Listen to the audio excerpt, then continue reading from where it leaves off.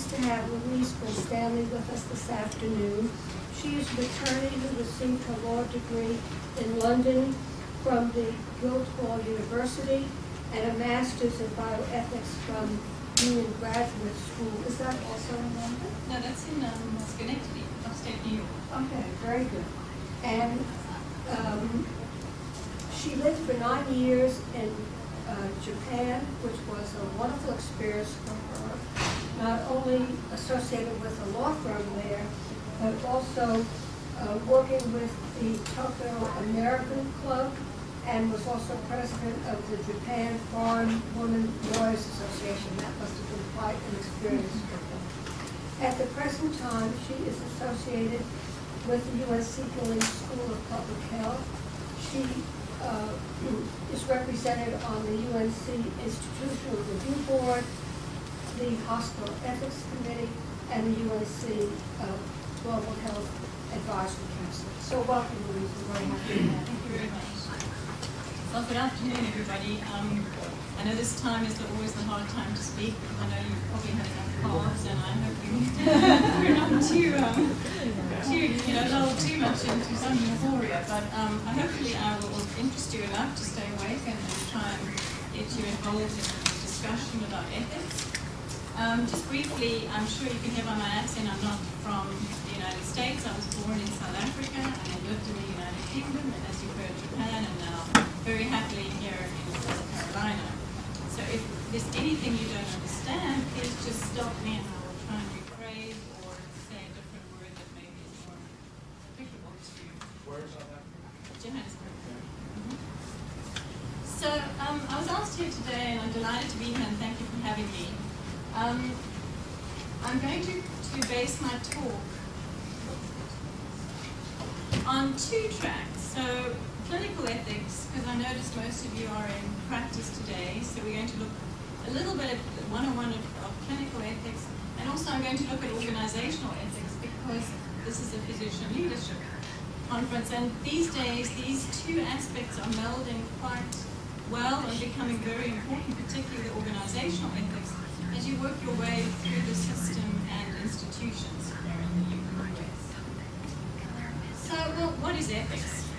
I'm sure you've seen many, many issues that have come up lately, both in the medical side and in the corporate world. We see Bernie Madoff, there's meeting introduction, the Tuskegee event, we've just seen the Guatemala event also that it has just espoused. We saw life and death issues for Nancy Cruzan and Karen Quinlan. We see cases of the Ashley case, which was a severely brain damaged child, and her parents wanted to keep her small, so she had her breast buds removed and her bone plates fused, and this caused huge uproar in Seattle, and so there were many issues around that. We saw the Immortal Life of Henrietta Lacks with the HeLa cells. I don't know if any of you have read this book, but it's a worthwhile read. It touches on many ethical issues. An African-American lady who, in the early 40s, her cells were taken without her consent and came to be known as the HeLa cells, which you know have been used in research since then. So there was a lot of issues about that. Then looking at the Johnson & Johnson, the Tylenol case, it sort of looked at to me how well they handled the issue of the poisoning, the bad issues around the Tylenols. We've seen doctors writing prescriptions where they shouldn't have, the Enron case, genes, a new big hot topic that's coming up, and of course the media, and physician-assisted suicide, which is another big issue. So the overview today, as I mentioned earlier, we're going to look at a quick introduction to ethics. I'm going to look at ethics in the law, professionalism, and then we're going to turn to organizational ethics, and we're going to look at a case study around ICU, which I think is going to show you how both these clinical and organizational issues are really working together, and it's important to be aware of such things. So this is almost like speed dating, we're going to rush through this to try and get to the video so that we can start some kind of discussion. So So getting back to history, because I love history and I think it always teaches us an important lesson. We saw Hippocrates, how he divided medicine and religion. He sort of separated the two out. We look at Kant, who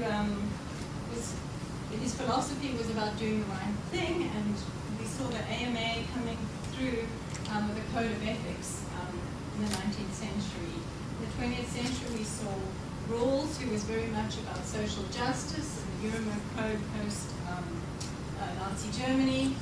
And then we saw the Helsinki in the 60s, the harder death criteria, which was a big change in the way we practice medicine.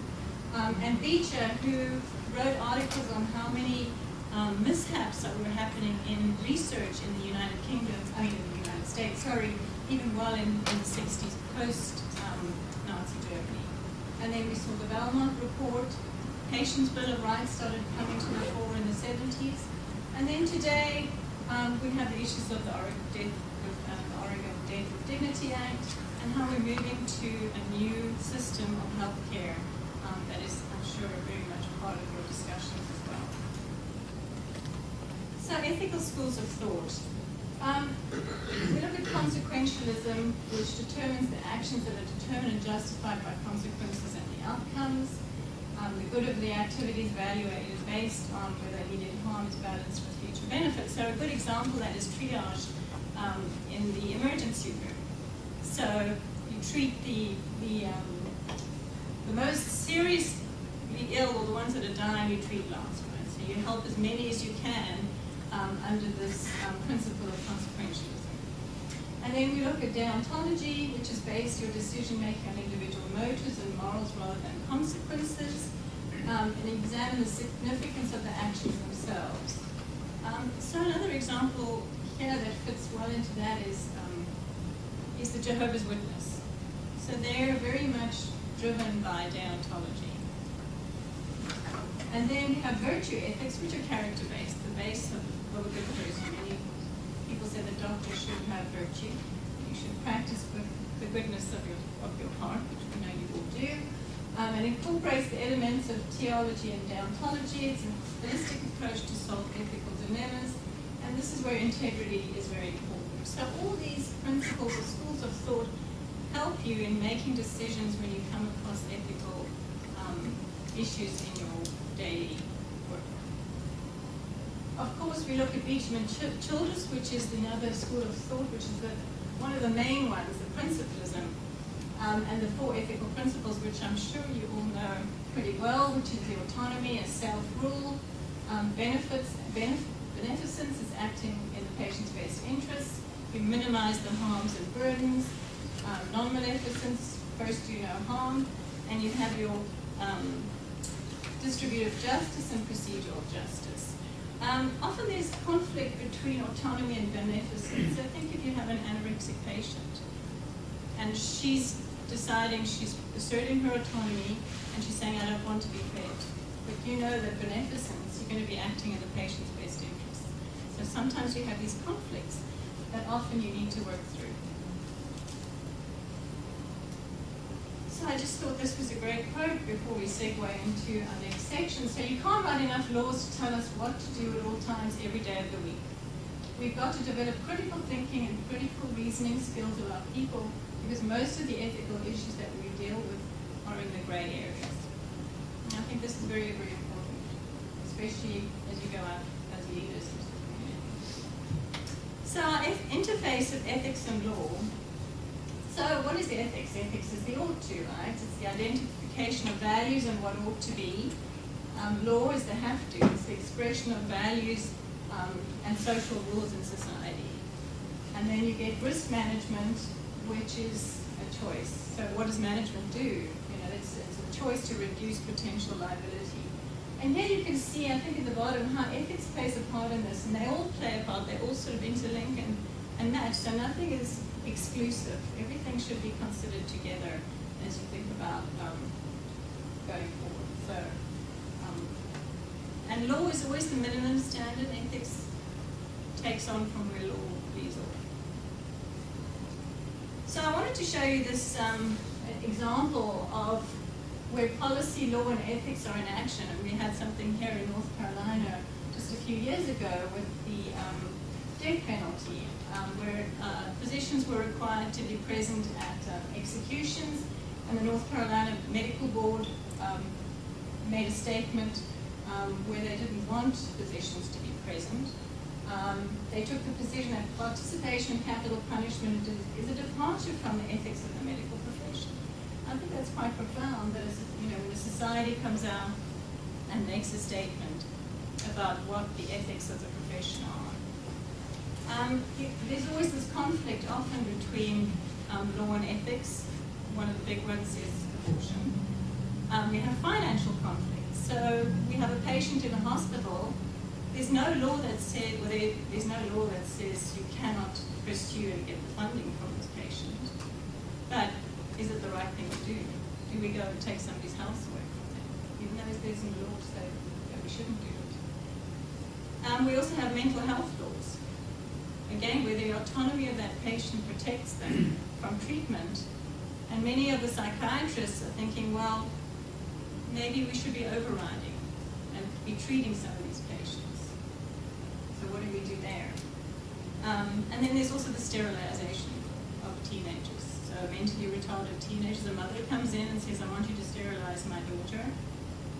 Well, we have to think a little bit beyond the law. We have to consider all the issues why we should be sterilizing that young woman.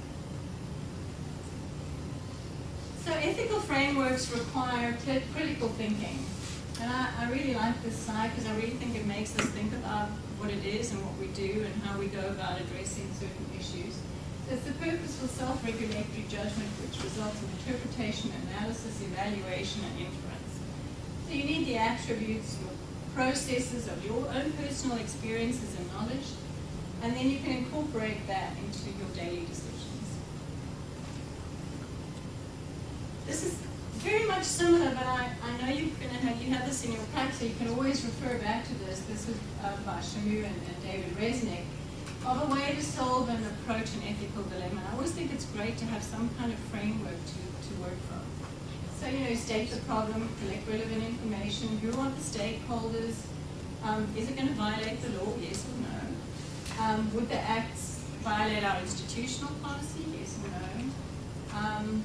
Delineate the harm, weigh the odds, evaluate different objectives, and come to a decision. And then one of the biggest questions, and I often ask folks this, are you comfortable to go public with your decision? If you're happy to go out and stand in front of your rooms, your hospital, anywhere, and present your statement or your decision to the public, would they be happy with it? Or how would you feel presenting it? So professionalism, I know you've touched on some of this, I think a little earlier. Professional codes, list principles and rules defining ethically sound practice, being honesty, integrity, confidentiality. It helps, it's an expectation of what people expect from you, for the outside world, of what they expect of you as a professional. So many of the medical profession, or most disciplines in the medical profession and specialities, have professional codes. And if you go and read it up, I don't know, psychiatry or neurology, American College of Radiology has a code. So if you go through and look through all your catchwords, you'll find most of these words, honesty, integrity, confidentiality, that are there. And this is sort of the window to the rest of the world, of what people expect of your behavior in society. So I looked, because we're here as executives or financial leadership, so I went to the American College of Healthcare and Executives Code of Ethics to have a look what it said. And of course I found the words: dignity, well-being, equitable, accessible, efficient, and effective healthcare systems. So these words are all very much there, and they're words, but they need to mean something. So we can't just pay lip service to them, we actually have to think about what they mean and how we act. So now I'm going to turn to organizational ethics. What is that? It's a thoughtful deliberation of an organization's values, again, principles and goals for the purpose of guiding managerial decisions that affect patient care. We always say, who's the most important in daily treatment? Well, it's the patient. It's the intentional use of values to guide decisions, and it's the ethical analysis of managerial decision making. So, what ethical responsibility do we have in the workplace? Well, of course we have one to our employer. We have responsibilities to our colleagues, mutual respect. And we have responsibility to self. We have a responsibility to respect our patients. We need to look at safety. We need to have job satisfaction for ourselves, because if we're not happy, how are we going to make anybody else happy? And of course we have to have respect for the employer. I saw these ground rules here, and I actually thought, oh well, they fit really well into the little employers there. Confidentiality, be present, respect others and their opinions, and participate and share to your comfort level. So it's quite easy. So I'm sure you're hearing many of the same things over and over again. So we have to have also a big ethical responsibility to our patients. We need to communicate and we need to care. We really do. This is where I find many things break down in hospitals and institutions because we don't communicate. I know time is strapped. I know we only have 15 minutes for a consult, but we really need to consider the patient in front of us. We need to provide high quality examinations. We need to provide unbiased treatment. So we need to leave our feelings, personal feelings at home, and provide unbiased treatment for that patient, what's right for that patient. We have to listen to our patient to see what is right. We have to respect their right to refuse medical treatment. And we have to practice with private confidentiality and truthfulness. I think truthfulness is key. We need to be transparent with our patients. We need to tell them. When we've made a mistake, we need to tell them. And we need to practice safety. So, what do we have here? We have an ethical leadership compass, which needs to, I actually got this from the VA, Integrated Ethics. If any of you are interested, they really have a good site about leadership and ethics. So if you ever log on to, I don't know if any of you looked at the Integrated Ethics site at the VA, but it's really quite useful and helpful. And they decided that, this compass, which I thought was a great way to show it, is that we need to demonstrate that ethics is a priority. We need to talk about it. Yes, ethics is becoming new and becoming more prominent, but I think we need to speak more about it. We have to prove that ethics matters to us. We've seen the Enron and people standing up with oil spills and, oh no, we care about people, and we think, well, really, the actions and the words are not moving up. We have to communicate clear expectations for ethical practice. So we have to recognize when expectations need to be clarified. We need to be explicit and explain underlying values. Anticipate barriers to meeting your expectations. Maybe we can't always meet them. Practical ethic decision making. Identify decisions that raise ethical concerns. We need to address ethical decisions systematically. I think that goes back to that critical thinking slide that I showed you earlier. And explain your decisions to people. And it goes back to communication. And then support your local ethics programs. Do you know what it is? Do you have one? Maybe you can champion one, start one, right? And support participation by others. Open it up, be inclusive. So I think this, in organizational ethics, there's always this dilemma. You're going to be pulled from two different polar sides, right? So you have your physician's ethical duty, which comes from the Hippocratic Oath, AMA Code of Ethics, and you have to do best for your patient despite prejudice of any kind. And then you get to the organization, and you as a health leader, may have less of an ethical duty to provide care that exceeds standing policies and procedures established by the governing board. You're not breaking the law. Certain institutions have to have certain policies. You can't just open your doors and have everybody come, right? So there's this push and pull between the organization and you as a physician, and how you balance that is really key. I don't have all the answers for you, but it's something to think about when you go in and see these issues. So just to lay it out a little bit better for you, what is clinical ethics? So it involves with your clinicians. It's bedside matter. It's bedside decisions for areas of illness, dying, and research. And then your organizational ethics involves your executives, frontline staff, business issues, financial and contractor. Both of those have reflective, you discuss competing ethical alternatives, you reinforce your values of integrity and ethical principles, and then you get your compliance ethics, which is very much your rule of law, right? You're going to be punished if you don't do something, and you're going to be penalized. So how do we go about setting an ethical standard? So whether you're in private practice, in your own private practice, or whether you're affiliated to an institution, or whether you work in research, ethics committees and IRBs are key. So they both should incorporate education, clinical consultation, and policy. And you should look at the challenges that conflict in internal organization principles, values, and so on. And then you can look up to outside stakeholders. I mean, in this room here, you have a great cohort of folks that you could turn to. But you can look at the American College of Health Executives, the AHA, the MGMA, you get the American Academy of Physicians, you get the Joint Commission, all these bodies that they're actually going to reach out to and help find answers.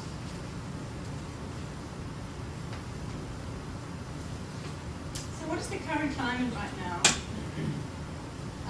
Patients are demanding more from healthcare professionals. I think our patients are becoming more aware. Maybe it's through the internet, maybe it's just, disease is more out there. People are happier to speak about cancer where before they weren't.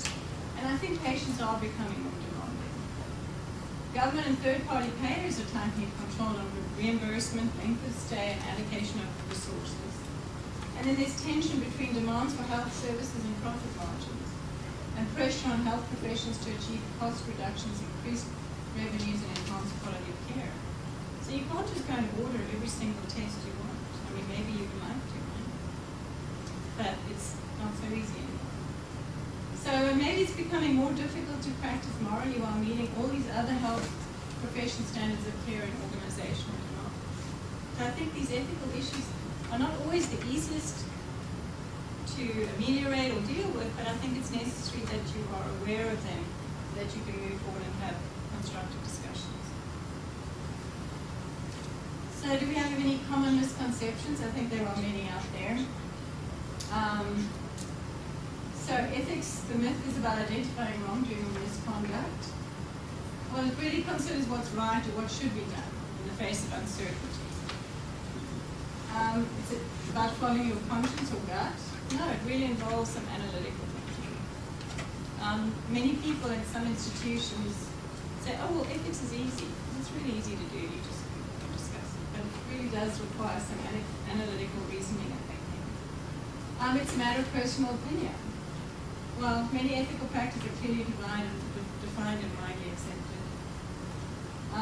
Your behaviors discerned solely by upbringing and background. Well, we have organizational systems and culture powerfully influencing ethical practice right now. And ethics is dogmatic.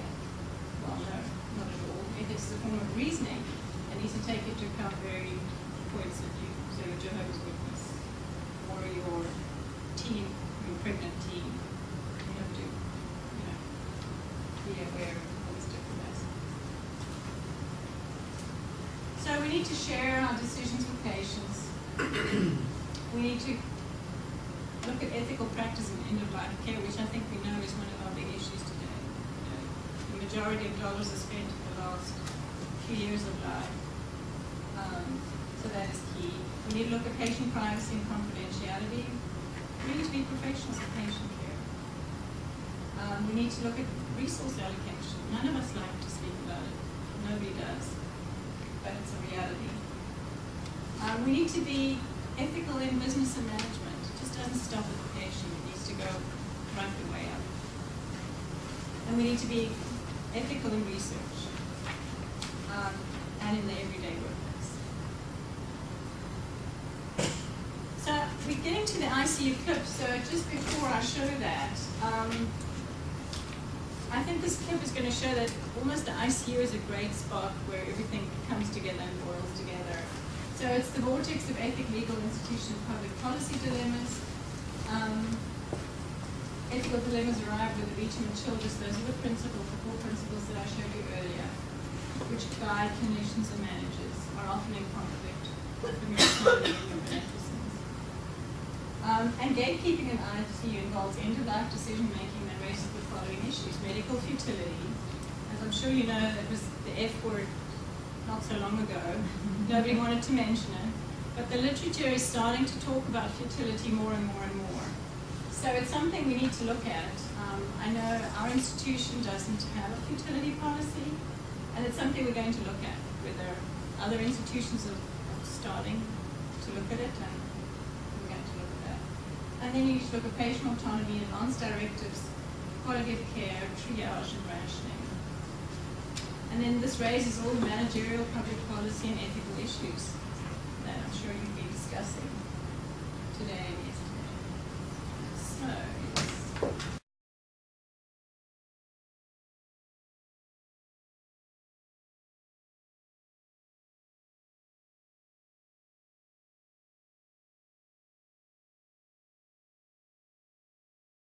I don't know if that was sobering or not, or has many controversial issues, I'm sure, in there. I don't think I know it has a big political piece or part to this, but I'd like to maybe stay away from that today. And just think about some of the real issues that jumped out at you. Looking at this end-of-life care, and how we're treating patients, and how we're speaking to patients, and how our institutions or you as an independent practitioner are dealing with this with your patients and facing it. Are we looking to pain management? Are we looking to palliative care, hospice care? Are we offering these alternatives? Are we really having this conversation with our patients about end of life, whether it's advanced directives, and so on? So just I've put a few points down here maybe to aid the discussion. And just would like to put it out amongst you, if anything really popped out at you, that we could start a discussion. I think these ethical dilemmas are there in just various aspects of medicine. The ICU is one of the most glaring examples, really. But I think another place that I've addressed in these various capacities is in the area of oncological care, where a cancer is defined to be terminal, often lung cancer or pancreatic, and people will live, 6 months, 12 months, 18 months, and they have all these expectancy studies, and as far as primary care physicians, they really don't feel comfortable discussing life expectancy in that case because they don't know the research. And when a diagnosis is given and somebody goes on to the oncologist, I think we need to work to bring these issues up to national oncological organizations, that if there's 6 months or 12 months of and life expectancy, when is it that you say it's time from home hospice or hospice home, whether it's home or otherwise?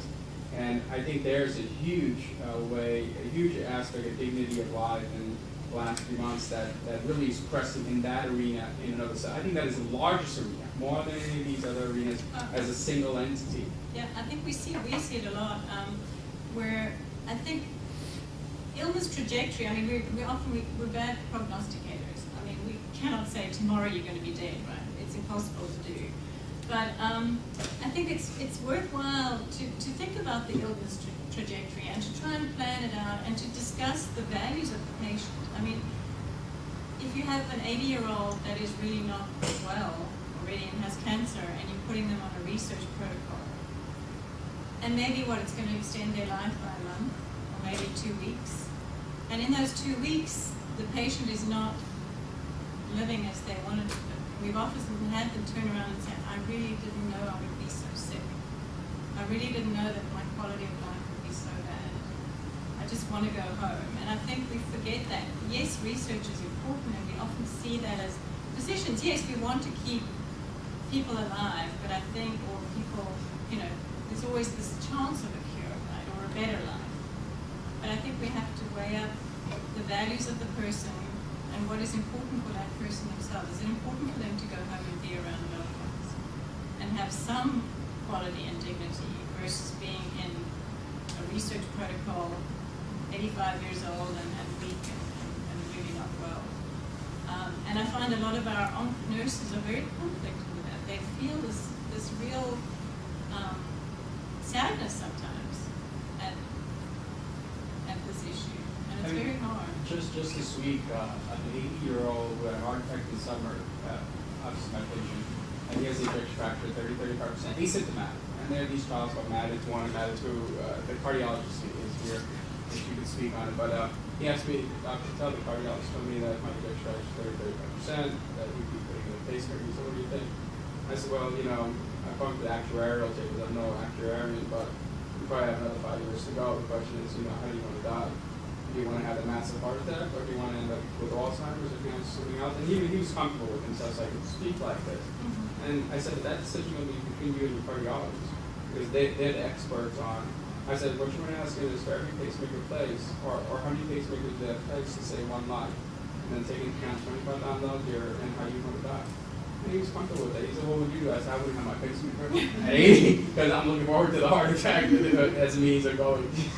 I don't want Alzheimer's and be in a nursing home or end up with cancer and have chemo and just end up in ICU because of some immunodeficiency related pneumonia or so on. And so these are very, and another place, since we have from the insurance industry, is, you know, they've been doing studies whether colonoscopy should be done. Right now it's generally till age 80. Now, is there a life expectancy 85? The problem in America is we value life or cost effectiveness at, quote, you probably know better than me, $100,000 a year based on what it costs to do dialysis. When you have numbers like $100,000 a year or maybe 125, maybe I'm off a little, but the concept is there. I think that's what we have to realize, that we have to advocate that when is death with dignity of prime importance versus just extending life for 6 months, 12 months, 18 months, or 2 years. Absolutely, and I think it's sometimes hard for us to decide for an individual. You saw those two different patients. You saw the elderly lady who had an advanced directive, and you saw the 65-year-old man waiting for a transplant, and he wanted to keep going. So one always has to value, and I think often it comes to education and trying to inform our patients of what the real consequences can be. I think it also gets difficult as we continue to grow into more and more specialized care. I'm not going to fault the cardiologist trying to take care of the heart, because he's trying to take care of the heart. But take a step back, the guy who's on the table with a pacemaker at 92, he's like, this will look for your heart. Yeah, look at everything else. I think that's one of the problems with the 25 doctors. They're all looking at pieces of the patient. And that's what's getting lost. And that was in the moral compass, was just looking at the holistic view, right? Right. And virtue ethics, it's important. So there's been good work done around the way that patients make decisions versus physicians making decisions on behalf of patients. And when they've looked at it, there are some pretty well done studies that suggest that patients are actually more risk averse around particularly procedural care than we as physicians are, and particularly the physician who's doing the procedure is. And that you can make tools available for patients to help them make these decisions that kind of gets the physician out of the middle of it and presents really just the facts as we know it around, you know, what's the likelihood of a side effect, what's the likelihood of a positive outcome, you know, what are your values, to your point, of how you want to die. I mean, that's a conversation that I have with my family members is, you know, do you want to go this way or that way, because we're all going to go eventually. And it may be that that big heart attack saves you from some other way of dying that you don't want. And the problem for physicians is, particularly primary care docs don't have the time, the specialists don't have the time. Nobody can sit there and have what could be an hour-long conversation with the patient and the family, and frankly, today's reimbursement. And so what we need to figure out is how do we facilitate there being that dialogue. And there are companies, the Foundation for Informed Decisions is one of them, that have tools available, but we haven't yet figured out a way to get them in the hands of the practicing physicians so that they can basically offload to some extent a lot of the information sharing and then have the conversation. It's a huge part of it. The other part of this is provider mentality that says, you've got to do something. You've got to do something. And teaching a couple of UPAs, sometimes I say, what? Should I get a CBC? I'm like, is it going to help you? Sometimes you can treat the provider. Now, we pay for them all. We're not charged, we're sliding scale fee, so it's $3 cost. If it's gonna help them learn, they can draw CBC, but it's really hard not to do something. And that's what you're doing. And it's often, Yeah. I think through the To-Do Society in America, that it's, you know, it's just. Right. Because that's what it feels like. It feels like you're not doing something. I was a family practice in geriatrics for many years, and I teach geriatrics to PA students at Duke. And one thing that I always say is you kind of have to try to get to the family, because it's always the adult child that will upset the apple cart, because we will be at the nursing home, like post-hip surgery, doing rehab for 3 weeks, and we'll do our very best to have that advanced directive conversation. But I always really like to try to get family there, because the patient may have one particular opinion and desire, but then something will happen, and an adult child will come up and say, I want everything done, and I don't care what mom says, and I, as the adult child, cannot deal with mom not being in my life, so I'm going to impose all of that on this. So it's really challenging, and Jeannie and I were talking at lunch about the woes of reimbursement in nursing home care, and you know, the reality is that the physician doesn't have to be in the nursing home, but every 60 days in the skilled facility for some patients, and that's just not enough to know these patients and have relationships and create impact with families that will eventually help healthcare costs on the road. Yeah, that's so true. I think that is such a common problem. We see it, you know, once these issues come up all the time. Any other questions? The other thing I would say, as a cardiologist, you often are called gatekeepers of mortality. I mean, there's some really interesting conversations that come out about patient expectations. But the one thing that I really would like to see rewarded, and I think it is even if it's not reimbursed, is conversations between doctors. Often people have the same instincts, and what they say in their charting and what they say directly to families are often a little bit different. But, you know, I can read oncologic notes and staging and whatever, but when I actually talk to the oncologist, they have a different emotional view of this patient's prognosis, and to use the word illness trajectory. I mean, obviously there are sometimes conversion illnesses, and those are the folks who I think really aren't served well by aggressive invasive. And I think whenever I'm talking to an oncologist, I always go back to family and say, let's set the stage. Your mother's cardiologist is talking to your mother's oncologist. And at any point, if those 25 doctors spoke with each other, it would be a miracle of modern medicine. It's just not. It's not rewarded, but it's also just probabilistically impossible to force the day's work. And they give each other's notes, right? And that's actually goes to the EMR issue. And I was thinking in the EMR environment, it's getting worse because the notes are less full of that intellectual work that we all do, our instinctual thoughts about people's prognoses. But I think that, yeah, communicating across that, and like I said, the idea that we would even somehow two doctors would be in the family and the patient all in the same room at the same time, I don't think it ever happened. And it is, you know, there is a reimbursement structural issue. And I always go back to my 11 years of practice where within Kaiser Permanente, where we have a capitation agreement with our health plan. We talk to every one of our specialists about practically every one of our patients, because that's the most cost-effective way to transmit the real information above and beyond which shows up in the chart, and reimbursement is never an issue. And so we're in this juncture right now between this notion of accountable care, which nobody has figured out how we're going to get there, what does that mean, and the current fee-for-service healthcare system. And one of the problems that I face is, do we perpetuate fee-for-service by tacking on fee-for-service reimbursement for inactivity, or do we just get to accountable-care.com, where if you have shared accountability and financial benefit from getting there, then it doesn't really matter whether you're paid $15 for talking to the specialist, you have the same incentives. And I don't know how we're going to get from point A to point B, but we got to get there soon, or we're never going to solve a lot of these problems. I mean, do you think that the teaching of medical students needs to maybe have, I'm thinking from the organizational ethics side, is there something to think about maybe the way we train our medical professionals, and also how we educate the public to think about these issues? I think is really key.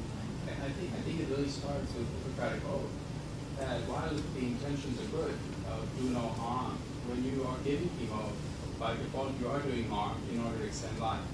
So we have to take the category with so-called a grain of salt, not to say, oh my gosh, you can't do that. That's not what I'm advocating.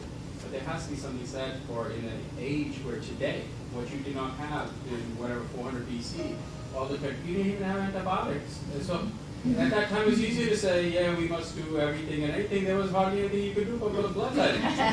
Today, time Which was hurtful. Times have been different. Oh, absolutely. And you know, this dogma that it's Hippocrates and so on. No, there has to be something. We have to make death with dignity sexy. It's that simple. That has to be on the radar. That's a good line for you, Barbara. we have to put that on the radar screen of all players. And of course, at the end, it's political. You have life extension and costs with one party, and another party saying, well, how much can we do? Yeah, you're right. Sorry. The perspective that you brought up, Jeannie, with the idea of having the better communication from one specialist to the other, so that's very different than the idea of what was called the death panel idea, or what it sounded like one of the gentlemen was advocating, which is limiting care in specific and distinct situations based not on that individual, but based on the category that one would thrust them into. And I think there's a distinct problem with that, in that anybody who's treated folks with 35 that need 25 specialists know that there's not one category into which that person falls. There's 100 categories. So I think it's important that we make a distinction between the idea of limiting care based on criteria and improving the discussion to limit care based on specific cases. When I heard that, I wrote down NICE, so everybody's heard of NICE. It's the British Healthcare Systems Agency that makes those decisions on behalf of the British healthcare system.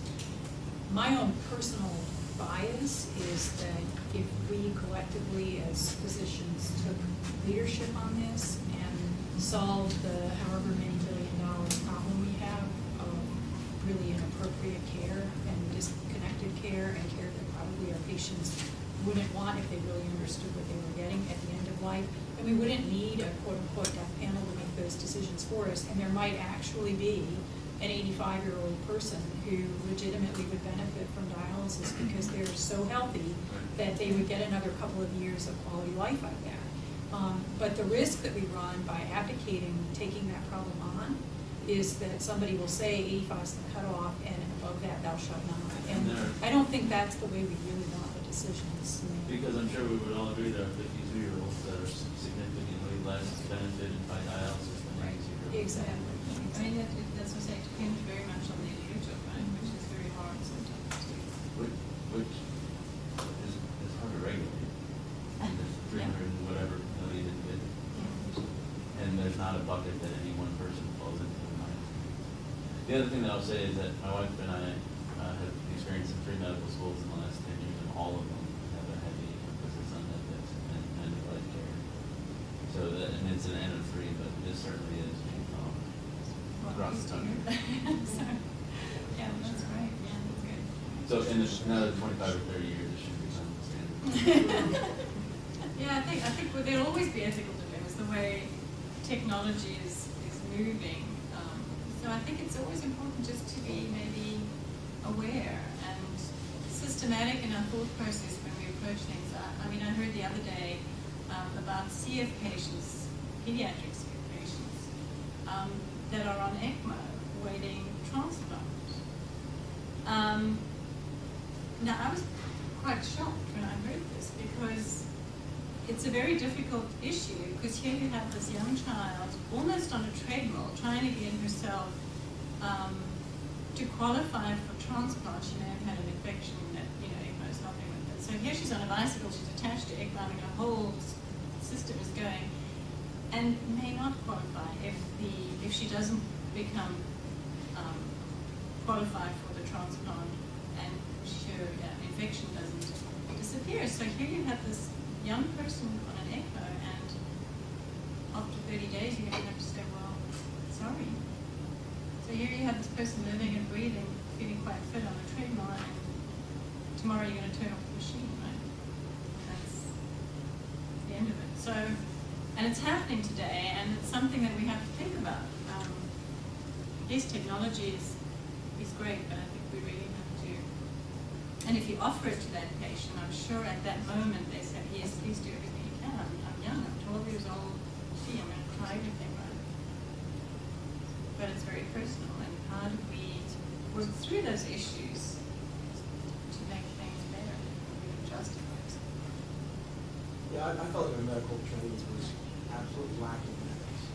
And I'll say I've read in UNC 99%, hold on, it's the same school together. But the only ethics training I remember in UNC was, it was during the first year, but it wasn't ethical training, it was legal training. It was, you can't do that because it's against the law. It wasn't, it didn't give you that gray area of ethics. It was just like, well, that would be wrong because it's illegal. In my example that we never talked about was who can use the sample clause. It would be a really good, easy ethical discussion to have. Is there a right person or a wrong person to sample clause? Or a sample clause in itself. I think that's that ethical discussion we had in medical school. We never talked about that. We talked about the parents who wanted to refuse a transfusion, Jehovah's Witness. Ethics. Unfortunately, it's illegal. It's a legal case. Very more complex. Yeah, right. Or you just override the parents, and that's Right. it, right? Yeah. But you're I right, mean, and but I learned my ethics in really in residency, taking care of the anemic pregnant woman who was going to have a C-section, who was also a Jehovah's Witness. yeah. Because now you can't get a transfusion. So. Or you have the 18-year-old Jehovah's Witness in the burn unit needing blood because she needs to qualify for or she needs to have an operation, and if she waits too long, and her parents are in a room maybe 24/7, which we've allowed in the first place, and she's saying to us, I want blood, but I don't want my parents to know. But now they're here all the time, so what are you going to do about it? So, you know, you have to make sure that when they leave to go to home, that you can give the young woman who's 18, she can make her own decisions, blood, and so it's difficult, right? And to add further to the whole medical training thing, you know, I precept students at my office all the time, and, you know, from going over their curriculum, it seems like they're being taught to practice defensive medicine. Mm-hmm. You know, when I'm listening to, oh yeah, you probably have pneumonia, and you're like, so are you going to get an x-ray? Well, you already know what's there, so what's the point in getting the x-ray when it's not going to change what you're doing? Like, I've been fortunate, I trained in London for a year, so I also know what socialized medicine is in terms of if you're going to order something, you'll be able to justify it. So I think it's a cultural thing also in terms of getting sued and protecting yourself. I'm still relatively new to the practice, and God forbid if I don't get an x-ray and I get sued the next day, you know, so it's kind of hard to balance those two things. So medical education is all about certainty, right? Yes. And is that, on that spectrum, whether it be diagnostic accuracy or, you know, remote possibility of recovery is something that makes everybody sort of. Yeah. And the rationing of resources. I think you're a leader in an organization and you have to ration. It's tough decisions, right? So, the other question. I think in your pack you'll see there's some additional slides that I just threw in. Just about communicating bad news, which we don't like to do. There are some steps about that. I thought maybe that would have come up in our discussions about ICU. And then a little slide on futility, because I think it's a hot topic. And then about palliative and end-of-life care, and a little last resort process, which I think is I've overstepped, I think, for a few seconds, so I apologize, but I hope this has been useful and helped you think maybe a little broader in your daily practice, and I wish you the very best. And it was a pleasure meeting you. Thank you very much.